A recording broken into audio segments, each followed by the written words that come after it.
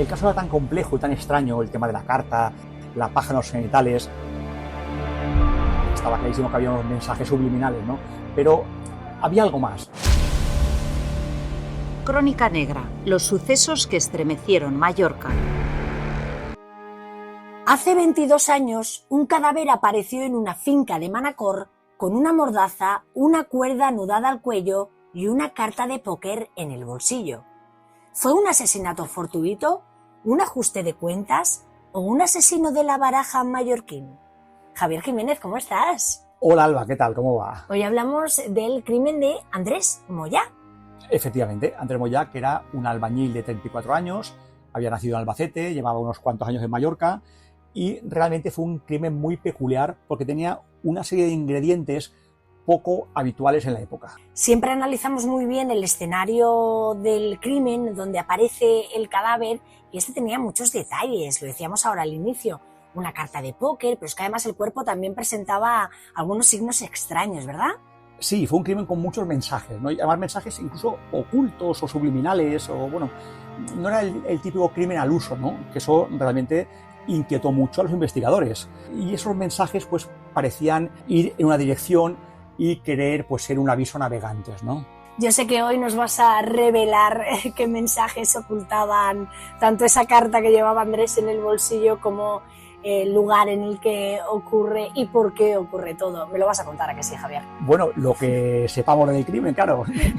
Vámonos a ese 11 de junio de 2001.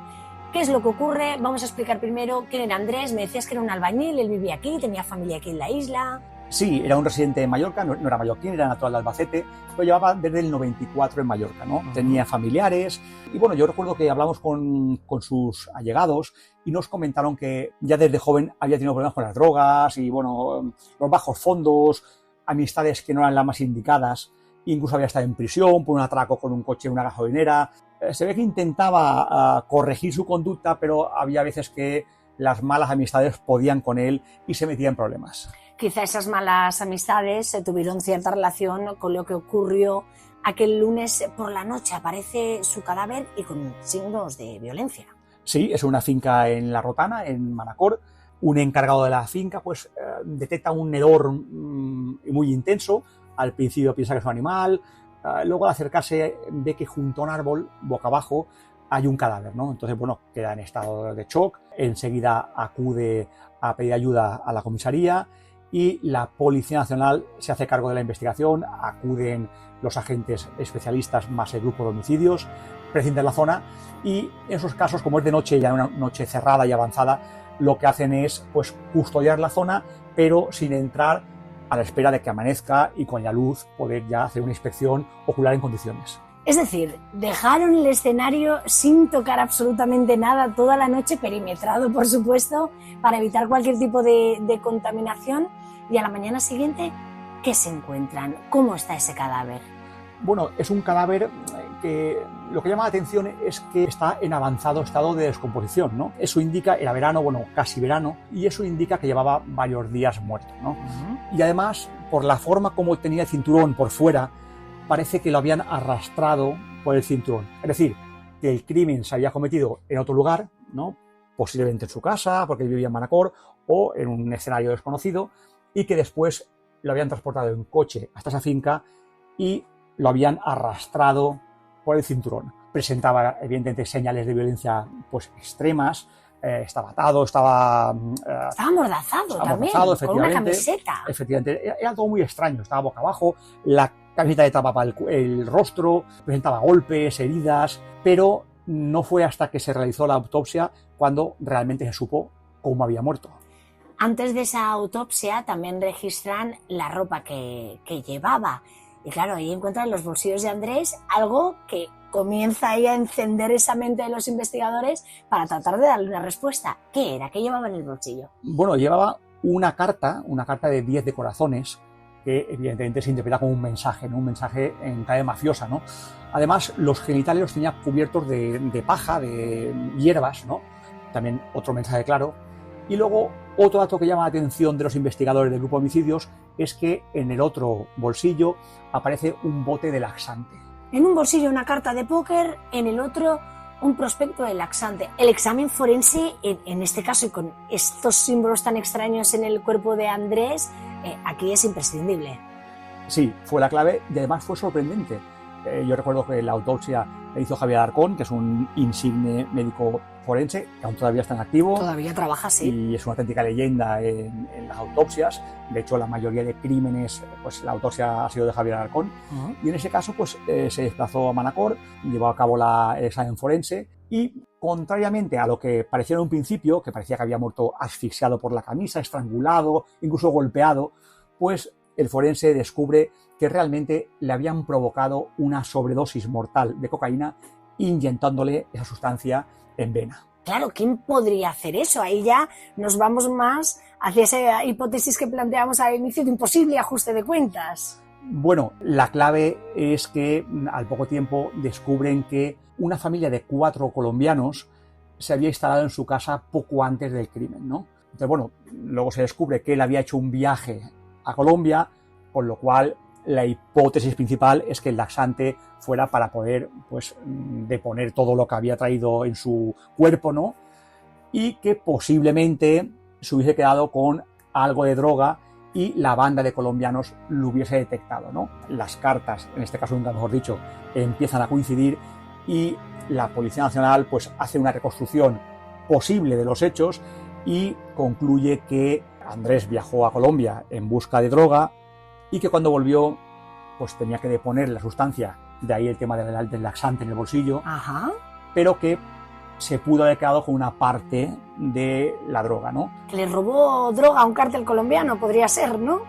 Eso se especuló, efectivamente. En el año 2000, ese uso de mulas, como se le llama todavía hoy en día, o el poder de Colombia respecto al narcotráfico, era muy intenso en aquel momento. Sí, era tremendo. No era como en los años 80, la época de Pablo Escobar, pero evidentemente eran narcos muy poderosos.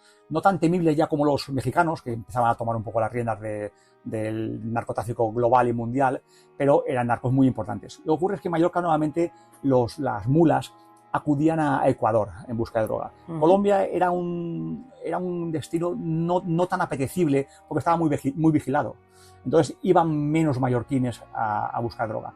En este caso, la conclusión policial fue esa, que fue por droga, volvió, depuso una cantidad, pero posiblemente se quedó con otra, hasta que la banda lo descubrió y de ahí que lo torturaran esa noche del crimen para intentar sacarle una confesión y encontrar el resto de la droga.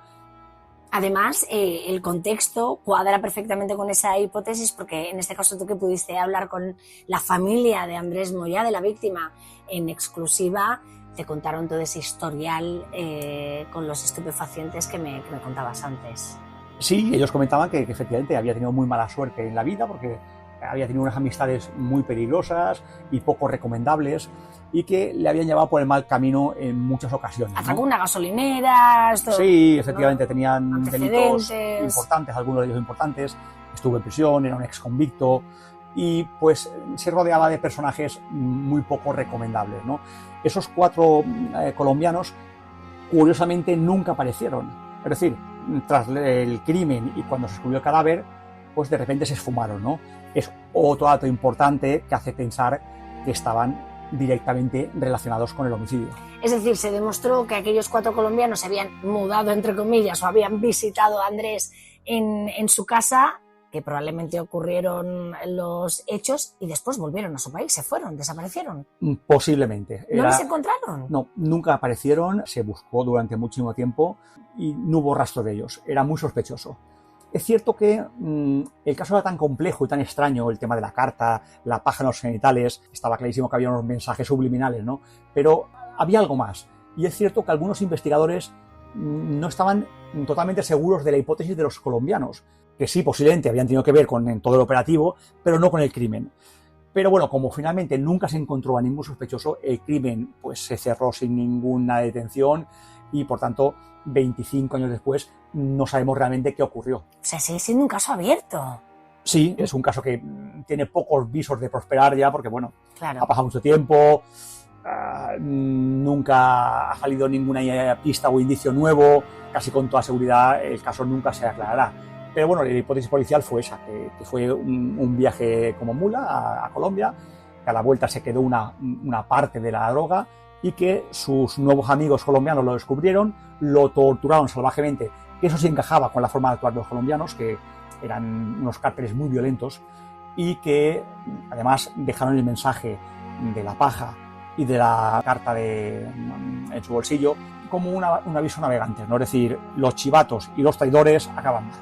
Eso te iba a preguntar ahora, me tienes que desvelar qué significa ese 10 de corazones y qué significa la paja en los genitales. No sé si son dos símbolos diferentes, si significan lo mismo. Sí, va un poco por el mismo camino, ¿no? Es un aviso navegante, es una advertencia y sobre todo a traidores, ¿no? También a colaboracionistas o a chivatos, pero en menor medida, pero sobre todo a traidores de la banda, ¿no? Es un mensaje muy utilizado en Sudamérica, que significa que, bueno, que si la haces, la pagas. Y desgraciadamente sí que la pagó Andrés, ¿verdad? Efectivamente, y además de una manera atroz, porque fue torturado salvajemente y le provocaron una sobredosis mortal. Muchísimas gracias, Javier. Un placer, Alba, gracias.